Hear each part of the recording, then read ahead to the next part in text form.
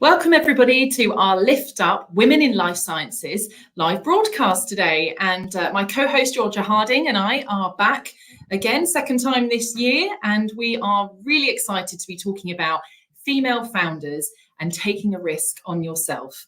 And we've got two phenomenal key speakers that have had an extensive career in the life sciences industry, both Pearce and Susan Nichols, who we can't wait to bring into this live broadcast. But before we do, for those of you that are completely new to the Lift Up community group and you're joining us live for the first time, Lift Up Women in Life Sciences, we started that, I think, August last year, wasn't it, Georgia? Yeah, almost 18 months ago now. 18 months ago, crazy, absolutely crazy. So our first live broadcast was then following that September. We've done about 15 now with over 40,000 global views. So we're so thankful for everybody that's been a part of this journey today. And yes, we've got Susan and Catherine. I'm Louise Williams. I'd love to do a little introduction actually before we bring in our key speakers. So I'm the MD at Fraser Dove International. I've been in staffing for about 19 years now, 10 years in the life sciences industry specifically, where I was working in the clinical medical space, managing a team, then moved to a director, and then through to operations before taking on this MD role at Fraser Dove, which is the executive life sciences talent consultancy. I've also got two kids that keep me really busy outside of work. I've got a 7-year-old daughter and a 3-year-old son. And I'm going to pass this over to you now, Georgia, if you would like to do an intro for the audience. Yeah, hi Lift Up community. My name is Georgia Harding. I've been a search consultant here at Fraser Dove for the last 18 months. Like Louise, my expertise is also within the clinical and medical world. So really anywhere from translational medicine, clinical development, clinical operations, medical affairs, all within my sort of wheelhouse. I've been a Lift Up ambassador here at Fraser Dove since the beginning. And it's been amazing to really sort of see the growth from the beginning to where we are today. And I'm so excited to be part of our live panels. But on a more personal note, prior to joining FDI, I recently completed my master's degree in migration studies with a real sort of focus on female empowerment. So grateful to be part of Lift Up and really sort of be able to play that part in closing the gap. Yeah, thank you, Georgia. It's an absolute pleasure working with you and having you here as a co-host as well. So the Lift Up mission is all about connecting, inspiring and championing women. We've had some phenomenal key speakers over the past 18 months that have really shared their journeys to support and inspire the younger generation as well that want to develop a career within life sciences. So we'd love to say to the audience, thank you for joining us. And if you could pop your name and where it is that you're dialing from, always what vertical area as well that you're sitting in within life sciences into the comments feed. Georgia and I will do our very best to navigate your questions as well. So for those of you that are completely new to this live broadcast, what we ask is if you could just pop in a Q at the beginning of your questions, so it helps us navigate those questions as we go throughout this live interactive broadcast. So I think without further ado, we're going to bring in Susan. So Susan, welcome to the community group, the live broadcast. It's a pleasure to have you here today. If you would mind doing an introduction to the audience. Thank you so much for having me. I am absolutely thrilled to be here. My name is Susan Nichols. I'm founder and CEO of Propel Bio. We're a business consultancy focused in cell and gene therapy and the advanced therapies market. I am also co-founder of a machine learning and AI company in the cell and gene therapy space. I started my career in clinical diagnostics. Right out of college, I have a personal passion for families and patients along the diagnostic journey. I had an ultra-rare disease, medically complex brother that we spent the majority of his life looking for a diagnosis and support. So patient advocacy is not just what I do, it's who I am. About halfway through my career, I had guardianship of my brother, and I had to make a decision on what I was going to do in my career. I was traveling a lot. I have always been commercial, mainly running the sales organization side of things. And I stepped away from the corporate and went to a mid-sized company and really got the entrepreneurial bug. So I've been on the, I know it is a bug. I've been on the side of the industry. I've been in tools and technology. I was CEO of a genetically modified cell therapy company, and I landed in the consultancy world because I would like to support other entrepreneurs. There are fabulous tools, technology, and services out there that really need that commercial expertise when it comes to funding strategies and identifying the best funders for their tools and technology, dilutive, non-dilutive, commercial strategies. How do we get these partnership and collaborations, and are we ready? And how do we present ourselves in a way that we are adopted? I'm here to help other people win. So thank you very much for having me. Thank you, Susan.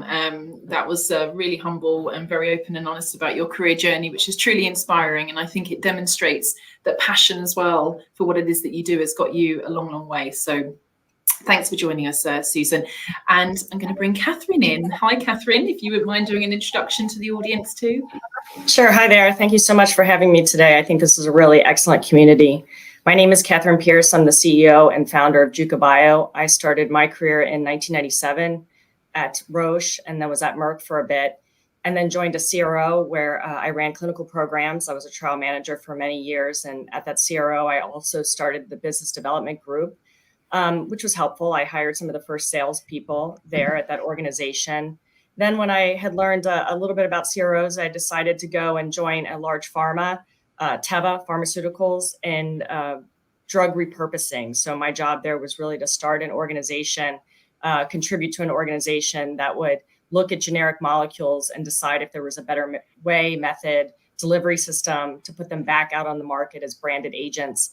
And while I was at Teva, sort of understanding from the large pharma side of things that large pharma isn't doing a lot of their own R&D these days, and that there was a tremendous gap and a need for people who understood early stage clinical development and could in fact take programs from those perhaps academic audiences or early stage biotech, or maybe even other pharmaceutical companies, and develop those drugs to a value inflection point that would make sense to an acquirer or another party. So with that sort of knowledge, a partner and I came back to Cincinnati. I had moved to Philadelphia and was working with my colleagues in Israel, but had come home to Cincinnati. Cincinnati is home. Started an incubator called CenterX. So the CIN is for Cincinnati. I'm not very creative. I'm not a marketer. It's the one thing you haven't covered. I have not done that. And the branding of all these things can speak for itself. But we had done that work as an incubator, set up 6 portfolio companies. The last one being Syncor that I participated in. I spun out of that organization with Syncor, took that company public. And it sold almost exactly a year ago to AstraZeneca. After that time was over, I guess some people never learn, I started another incubator company and currently have 2 portfolio companies that are in stealth mode, but really proud that those are getting traction and funding and on their way. So really excited to be here and talk to this community and share our experiences and perhaps some of our differences as being female founders. Thank you, Catherine. What an intro as well. And I know that Susan, Catherine, Georgia, and we've had a really in-depth conversation last week, and your journeys and what you've been doing in the industry has been really inspiring. So hopefully the audience today will get a bit of a snippet as well into all of these wonderful things and advice. I'm going to come through to some of the audience just to say hello, Georgia. We've got quite a few here, haven't we? Olivia, thanks so much for joining us today. Don't know whether you can see these ones as well, Georgia, coming through. We've got greetings. Thank you for joining us. And Sandra, she was a previous key speaker on one of our Lift Up events. So amazing initiative. Thank you so much, Sandra. Yeah. And thank you for everybody here dialing in. As you can see, we've got some great people. Charlotte as well, quite a regular, which is brilliant. So please keep them coming through. And as we go through the live broadcast, please pop in your questions. Like we've said before, just pop in the queue in front of your questions so we can see them in the comments. So I think without further ado, let's jump straight into one of our questions that actually came through our community group, which I think is a nice one to kick off with. So what are the core questions you asked yourself before taking a risk on yourself to start your own venture? There must have been that kind of core questions that's going around in your mind, sleepless nights perhaps before taking that leap. I'll come through to you first, Susan, with this question, if that's okay. Yes, and I love this question because I think we all go through this. Why do I want to do this? What is it that I want to do? And the why. What is my why? What am I passionate about? What do I do better than anyone else? What do I have that is of value to other people? And where is that hole in the market that only this can fill? And I think one of the other questions I asked myself was, if not me, who would do it? And if I didn't do it now, when would I do it? Mm-hmm. Yeah, so it's almost evaluating your superpowers. Yes. So yeah, and what you're passionate about. And alignment, mm-hmm. because it's hard. It's hard to start. Mm-hmm. So having that passion and mission behind it mm-hmm. really is the rocket fuel to keep you going forward. Mm-hmm. Yeah, I love that. And anything to add to that, Catherine? What are your thoughts? No, I agree completely. And what Susan's saying is, to come back to that why am I doing this? Because there's days when you're really going to question, is mm-hmm. this worth it? Because mm-hmm. of, and I would just say the other questions I ask myself, do I have the stamina to do this? Mm-hmm. Being a CEO and a founder, the responsibility that you have to the people that you employ, to what you're going to accomplish, requires you to have enough stamina to endure and hang in there. Am I mm-hmm. strong enough to sort of take the punches that are going to come my way? Resilience. And, do I have the support system when I don't? Mm-hmm. What's my family going to think about this initiative? How does this impact them? And how am I going to manage that? Am I, able to manage my physical, emotional needs alongside this? So there's some real practical elements too, I think, that you have to ask yourself mm-hmm. to come back to. Otherwise, I don't think you're going to enjoy it so much. Mm-hmm. And, mm-hmm. you have to have a little bit of a sense of humor and kind of laugh at yourself. Do I have all of those skill sets to endure what can often be a very difficult journey? Yeah, I think that's very true. And I think it's not being in this situation, but I'd imagine it's quite easy to get carried away with the excitement of what it is that you're trying to do, whether that is the passion, you've done it for years, you know what your superpowers are, you know what you're really good at. But a question that actually followed through from the group was, what are the areas people tend to overlook the most? Sometimes I'd imagine you can get quite carried away with all of the positives and actually not step back and think, how is this going to affect my family? Or financially, am I going to be comfortable for X period of time before making that move, taking that leap? I don't know, have there been trends that you've seen or things even personally you've looked back on and thought, I completely overlooked that? Susan, I'll come to you with this one. I have to ask myself, where do I get distracted? Because there's so much you need to do and so much you could do that I find one of the things that I overlooked is the little rabbit holes that you can get into on the daily basis. Mm-hmm. So I came back to, what are the 3 things I absolutely have to get done today? And my day didn't end until those 3 things were done. And it really helped me stay focused. The other thing I overlooked that I had some really good mentorship on is that things always take longer than you think. Always. Yeah. Including revenue often. You know, when you make that sale and you have to manage it, it just takes a minute. Mm-hmm. So to the earlier point, how do I financially sustain myself and my family in the process? Do I have enough? Have enough runway? Have I seeded this? So before I hit the launch button, do I have clients lined up? Do I have an anchor client lined up?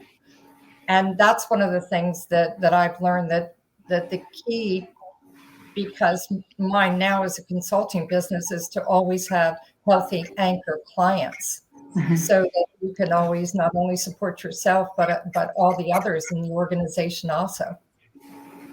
That's very true. Yeah. Now, and what are your thoughts, Catherine? No, I agree with that. I think the risk that you're taking sometimes, and sometimes those risks don't present themselves to you until you're kind of in the thick of it. But how are you as a person in managing risk? What is it? Are you equipped to do that? Can you figure? Are you resourceful enough to manage the risk? But I would also, this is going to sound a little strange, but it can also be very lonely, to be a founder and a CEO. And I don't think people appreciate sometimes that you are going to be the person often that has to have a difficult conversation, and no one else can have that conversation for you. And that will perhaps make you unpopular. It will not make you well liked, but it's part of that. Do you understand the responsibility of what you're undertaking, especially people who accept outside investor money, shareholder money? You are obligated. You have a fiduciary responsibility to deliver your best self every day. And that sometimes requires you to make difficult decisions. And do you have the fortitude to make them? And when things don't go well, do you have enough, as Susan says, a runway to really course correct? Do you understand how to do that? And that is, I think, challenging in and of itself. But I think it's the difference between being realistic about being a founder and what you're capable of, and undertaking something because we do it because we're passionate. We enjoy it. That's the first and foremost. But in order to continue that passion, you're going to have to manage these other things. And it's just really important to sort of face that reality right up front. Yeah, you're definitely not, that's not the first time I've heard, people in CEO positions say to me that it can sometimes be quite a lonely position. And that does definitely, I think, get overlooked.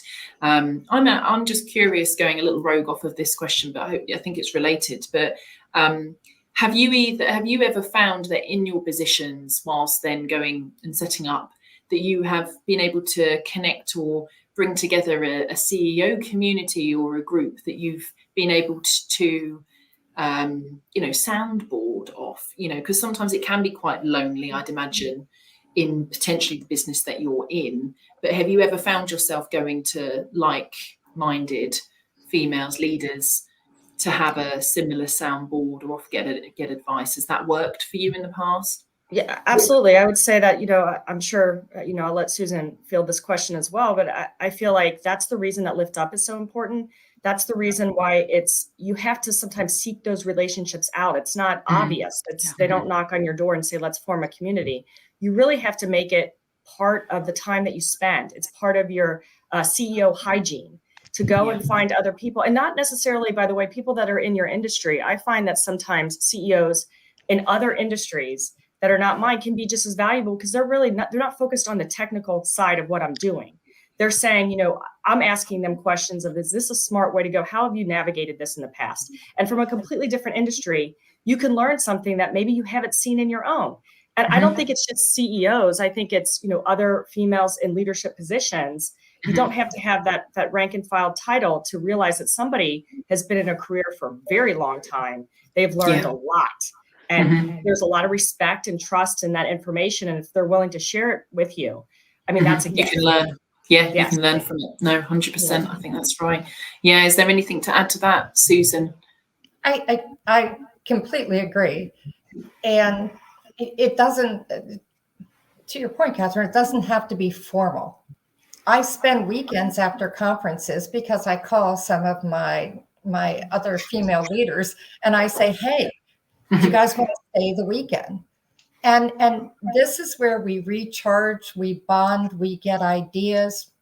I was saying before we came live that I got my butt kicked a little, and rightly so, because that support me. And they're also the women that do not allow me to play small when they know that small does not serve me or my mission. I'm on the board of the Alliance for Regenerative Medicine, and we have a women's executive forum that came about because there were 7 of us in the ladies' room doing business.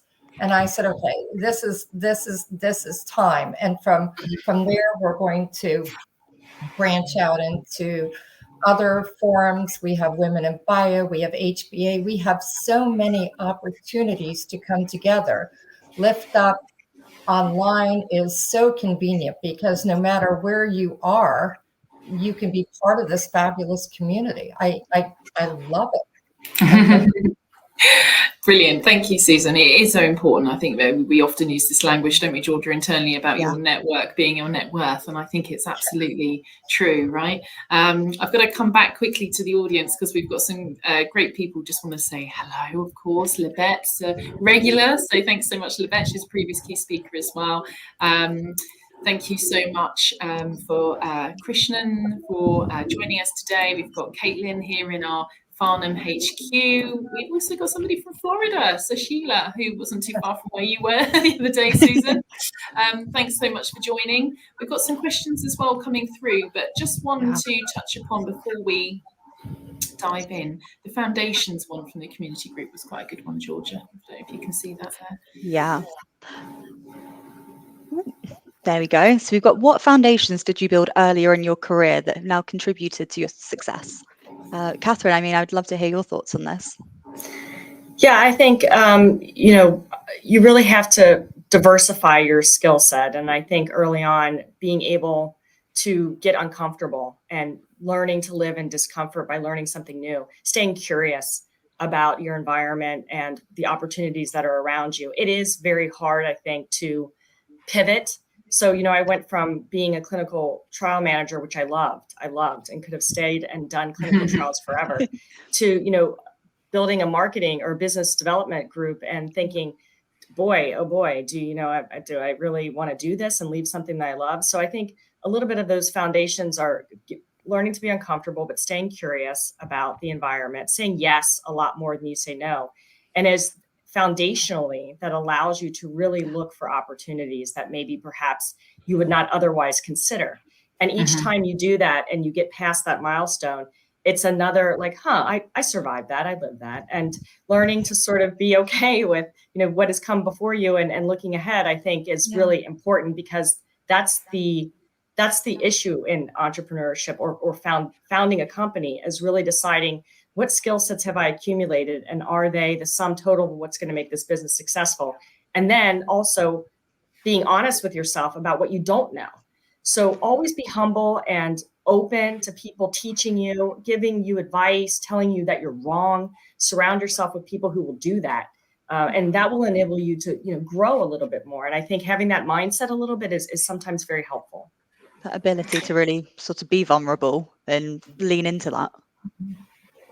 I mean, Susan, have you got anything to add?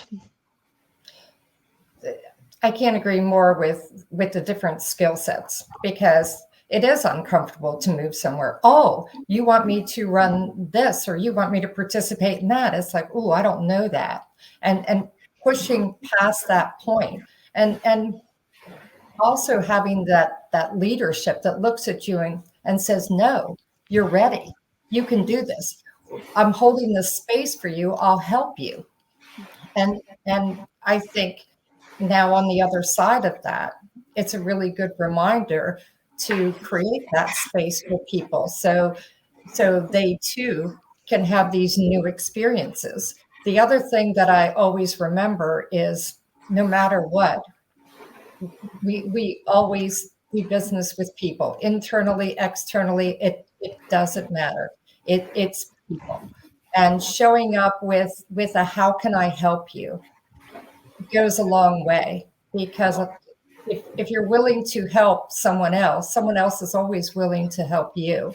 And it's a really beautiful way to build a community and also a reputation in the industry. We'll call Catherine and she'll know somebody who does this, or we'll call Catherine and she'll know, she'll have advice on this, or Susan, or something like that. So the people that helped us foundationally taught us that it's okay to fail, because we all fail, and it's what you do. You sit back and you go, well, that didn't go well. I had a product launch once that was a disaster, and after it launched, we all just looked at each other and laughed. It's like, that was the worst day ever. And then you sit back and you say, okay, let's do the postmortem. What did we learn, and where can we pivot? Mm-hmm. So yeah, that's good advice, Susan.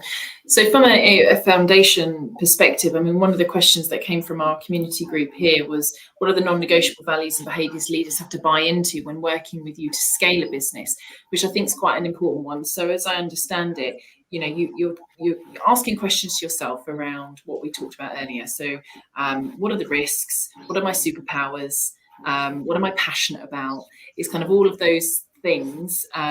But also being very forensic and aware of the financial repercussions, time management, how long is it going to take, who is it going to affect beyond just me, my family, etc.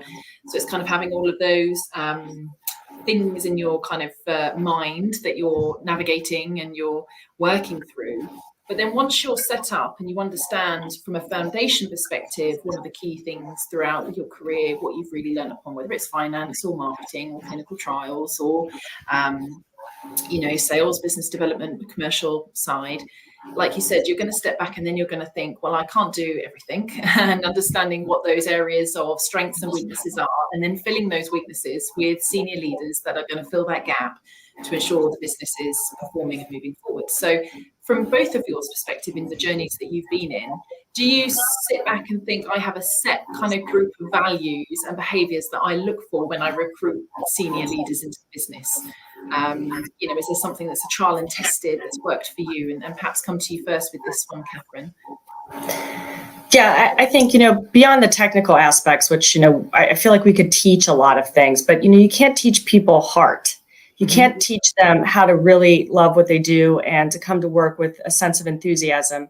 And they have to believe in the mission that we're doing here. They have to believe that they're doing something important, because I think we are.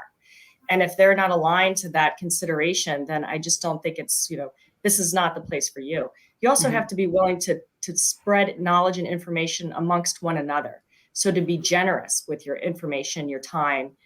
It's really important not to, this is not a lone wolf mission where you come in as a senior leader and you say, well, I'm going to get my job done and everybody else can, do whatever they're doing.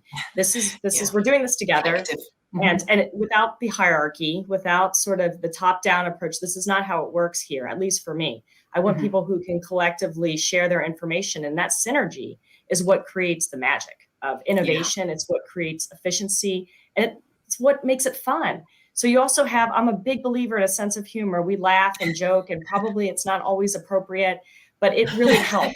It relieves a lot of stress. I know, it's, we kind of joke with each other. There's a little bit of self-deprecation there that comes along. But, I think you have to have that, because the pressures of what we do is so high, and we spend so much time together as a team that if we didn't laugh at ourselves and what we're doing, as Susan was saying, I was completely understanding Susan, you kind of have this thing where, oh, well, that happened, now it's a story that we can tell, but that's about all we're going to get out of that in the learning experience. So those are sort of the non-negotiables for me.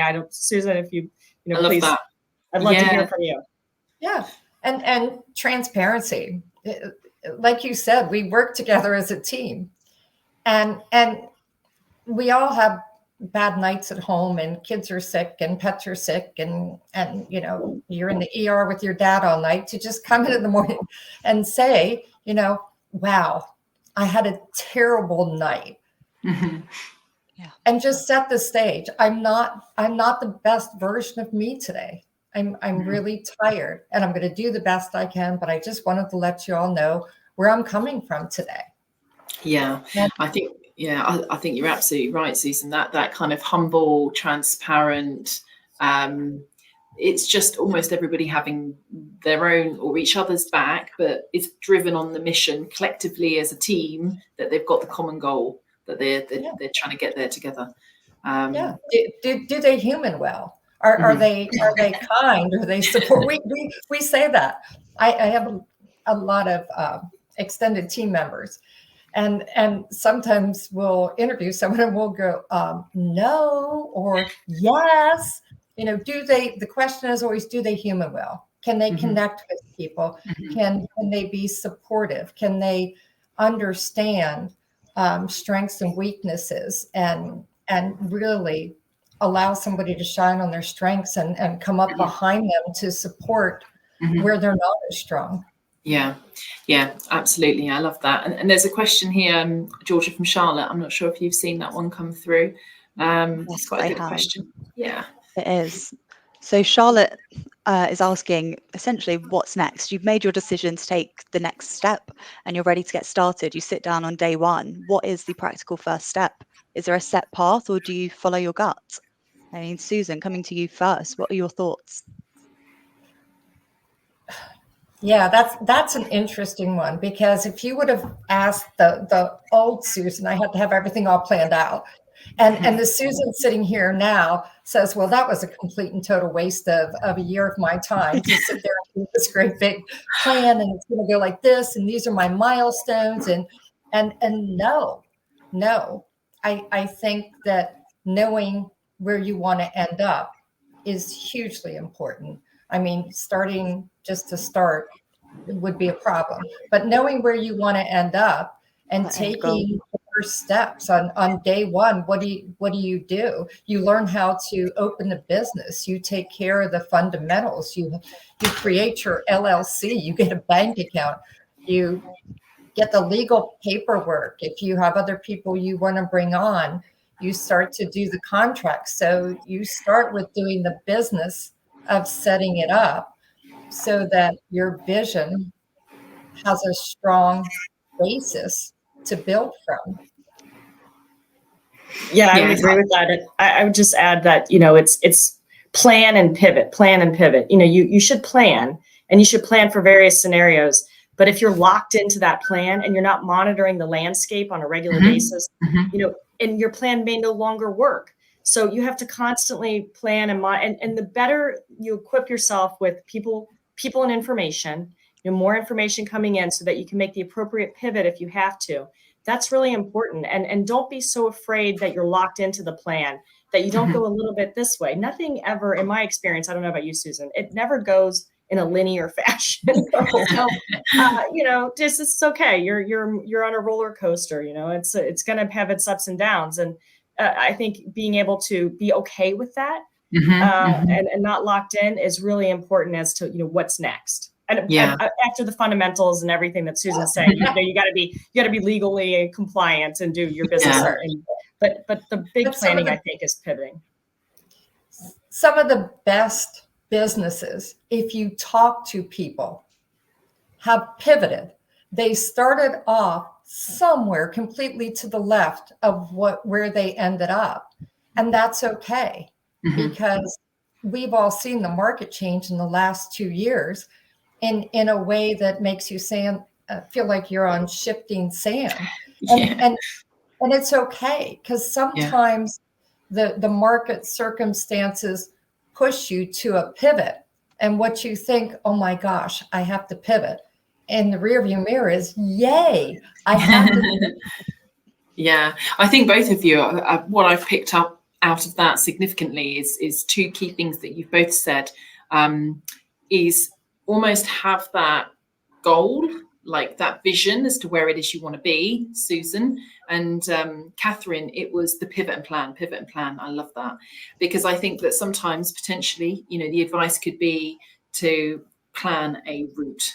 And I think what's very clear is often it's about that goal. The journey or the route can often change significantly, whether it's market landscape changes or headcount changes or financial changes. There's so many different variables that can happen along that journey. But I really like the idea of almost creating the plan, potentially even having an ABC plan as to the next step, because you could appreciate that things could move and change. But I think both of that's really, really sound and great advice. Thank you so much, Charlotte, for that question. I had a couple of comments here from Luke. Do they human that? That's great. And LinkedIn users is privacy settings are on. Got my business ID business certificate today. Love it. Heading to the bank and to get a bank account next. Well done. Yay. Good luck. Yeah. Celebrate. Charlotte, thank you. Really wonderful insight. So thank you for that question as well. We've got Joe, who's our co-founder here. Such valuable insights. So one of the questions as well that came through, which is really short and sweet from our network, was, are entrepreneurs born or made? And you see this often over socials. It's been going around for years. People have been writing blogs and various things on this. I'm keen to get your thoughts. Catherine, I'll come to you first with this one. Sure. I mean, I think that, entrepreneurs are probably made and less born. I mean, there's obviously characteristics that certain people have, but when you think about, kind of talent, I was just thinking Michael Jordan didn't become like the best basketball player ever from birth. There's experiences and practice and things along the way that make you a better entrepreneur. And all those experiences, especially the bad ones, are really pivotal to deciding what type of entrepreneur and how successful you're going to be in that role. So I really think that this is an area where you have to grow into it and evolve. And it's not something that you start out becoming. Yeah. I agree. Susan, have you got anything to add to that? Yes, I think, well, I have a 16-year-old who I swear was born an entrepreneur, because he was in the middle of COVID. He was making fishing lures and sitting at the end of the driveway. So all the fishermen that had to come past the house would stop and buy his fishing lures. They were so sweet. He had a company and everything else. So he has that bug.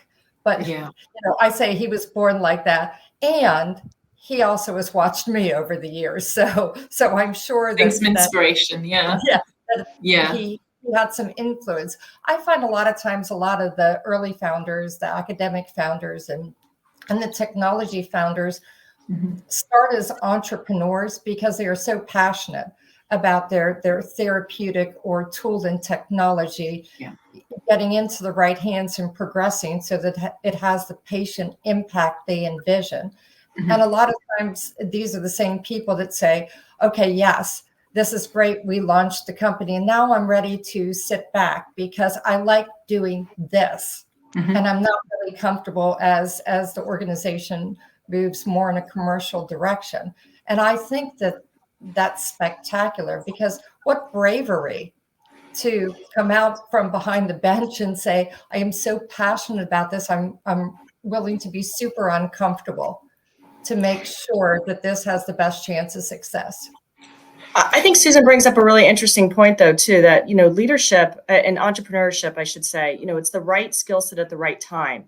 So in the example that she just gave of her son, he had a skill set and he had a time where it was going to be very relevant for that. And I think everyone should ask themselves, because at some point you're probably thinking, if you're thinking about CEO or founding a company, you're going to think, do I have a skill set for what's happening right now?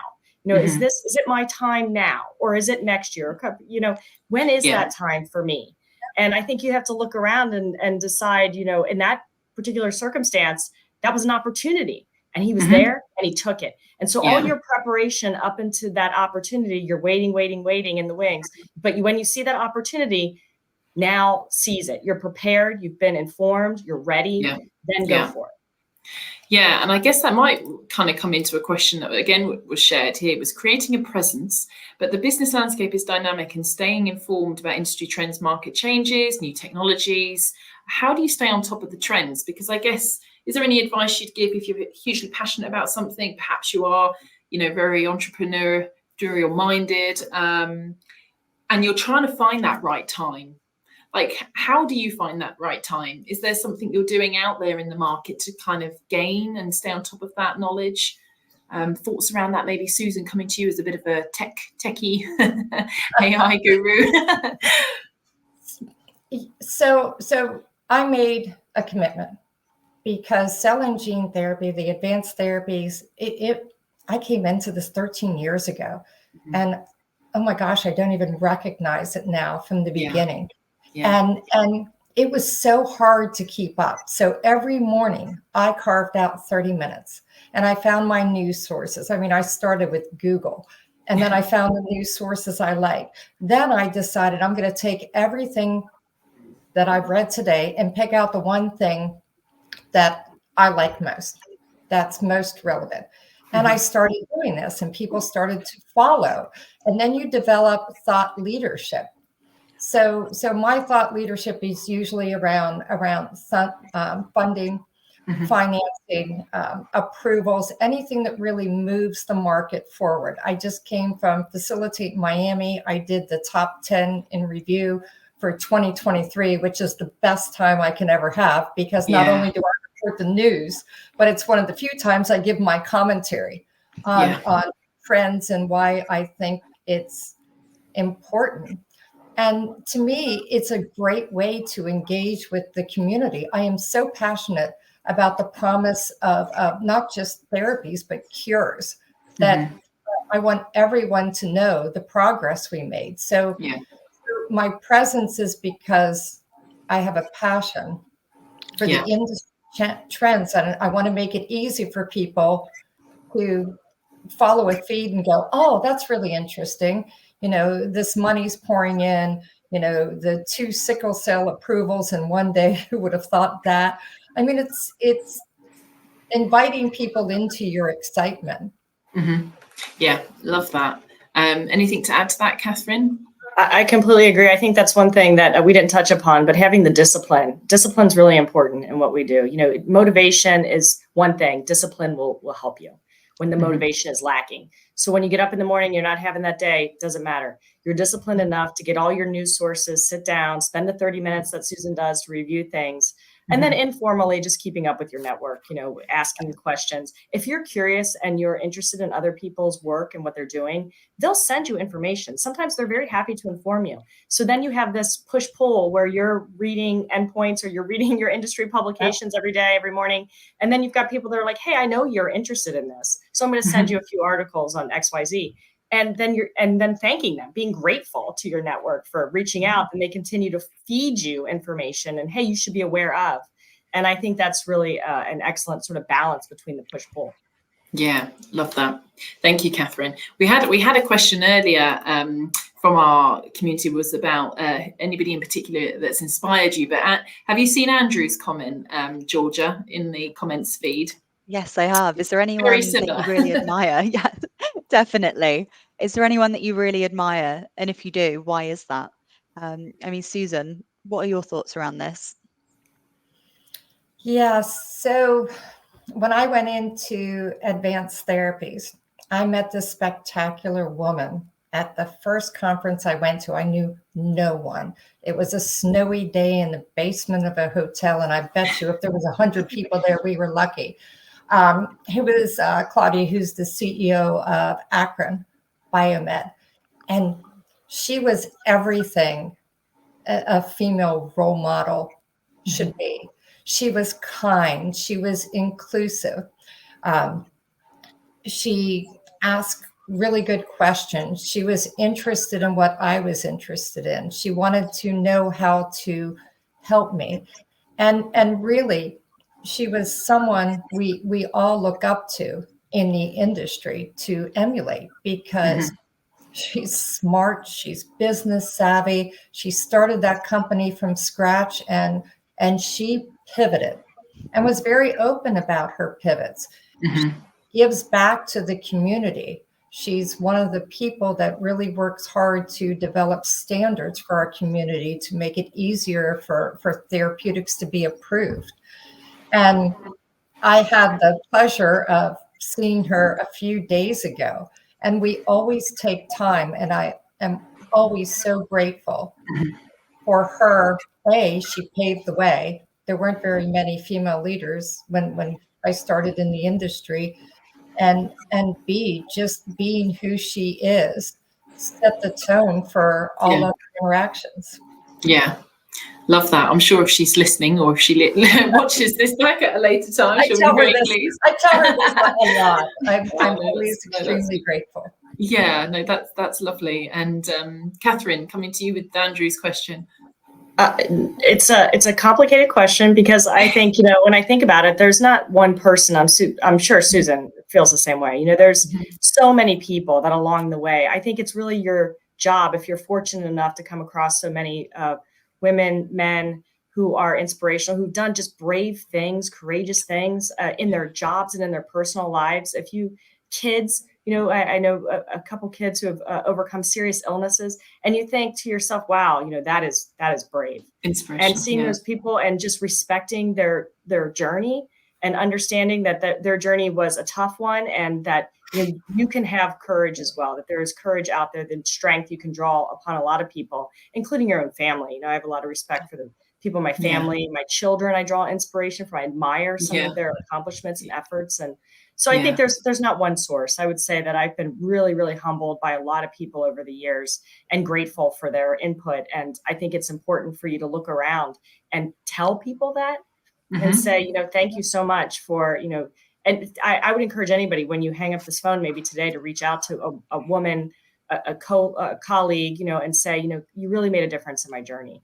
And think about how that ripple effect just keeps going and going. Yeah, I love that. That's a nice thing to do. Andrew, thank you very much for that question. We're running really short on time. There has been a question that's come through from Deborah. I'm not sure if you could give a flying thoughts in regards to this to you both. So what is your take on the failure of startups coming out of academic labs? Any common causes? What advice would you give to someone to avoid failure? I mean, that's a big question. I know. Thank you very much for that, Deborah. But do you have any kind of top line thoughts? We can always maybe try and feed this back through our social networks afterwards, Deborah. Yeah, I mean, this is a larger conversation, I think, than just something I can answer very quickly. But I would just say that, if you really need to understand why you think it failed. Like, what were you intending to do? Were you trying to get it commercialized? Were you trying to get industry financing behind it? If that's the case, then that's a separate reason why you didn't get industry financing. And maybe the answer is to go earlier to industry and say, how could I make my program look attractive to you? And seeking out that earlier advice rather than, kind of keeping everything in the university setting and then not really knowing, what does a commercial product look like at the end. Yeah. So I think not knowing, the nidus of this, I can't say for sure, but there's not a common cause. I think, things fail for lots of reasons. It fails because the drug doesn't work. It fails because the team behind it didn't know how to execute appropriately. There can be many causes. And in my experience, I haven't seen just one. Mm-hmm. Thank you, Catherine. I think that was top lines, exactly what we were going for. So thank you, Deborah, for that question. So probably wrapping up, because I know that we're getting short on time now. A classic that we always like to ask, isn't it, Georgia? To all our Lift Up Key speakers, is what is the best bit of advice you would give your younger self? And come to you with this one first, Susan. I think the best advice I'd give my younger self is, just get over yourself. You're going to fail and you're going to succeed. You're going to have really good days and you're going to have days that are not. And they're just a day. Mm-hmm. I think that the thing I tell myself is, when you have a day when everything goes really wrong, it is just a day. You get the chance to get up the next morning and just hit the reset switch. Yeah. And when you have a day when everything is really going well, stay in that feeling. Don't borrow trouble from tomorrow. Just stay in with that. And celebrate that it's a really good day. Yeah. Because the ebb and flow is the beauty of the journey. I love that. I would agree with that. I think that's great. I wish I'd given myself that advice, and also just to stay present, enjoy the moment, stop thinking about the thing that was last week or next week. Just really enjoy and be grateful for everything that's happening right now. It is this moment, and it's going to change, but get all the enjoyment and excitement out of it that you can today. Yeah, I love that. I feel like that I can sense that comes out of you, actually, Catherine, when you were talking about having fun and things like that. I'm a great believer in that as well. I think we all spend a lot of time with each other and we're all passionate about what it is we do. We just got to get up and make sure that we're having fun as much as possible every day. But thank you so much. That was some great bit of advice. Any questions that we've not managed to get around, we've got quite a few people here just saying thank you. So thanks so much, Tracy, for joining us from Dallas. Thank you, Maribel. Great insights. So thank you so much to the audience for joining us. Thank you to both you, Catherine and Susan, for joining us today. We do have our Lift Up community page. So for anybody that is not yet a part of our community group and they want to join, definitely get connected. We've got, wonderful, inspiring leaders, entrepreneurs, people from academia all the way through to C-suite within that community group that's really happy to share their journeys, their experiences, and advice. So come and join. We've also got our Lift Up Journeys, which is our podcast that's going to be released very, very soon in the matter of weeks. We've got Katie Barber here, an ambassador of the Lift Up group in Fraser Dove, who's been working really hard and having some phenomenal conversations with leaders in the industry. So that's to come in February. And I think that's about it, isn't it, Georgia? Yeah, thank you all for joining us today. Yeah, thank you so much. Thank you It's been a pleasure. Take care. Bye-bye. Bye-bye.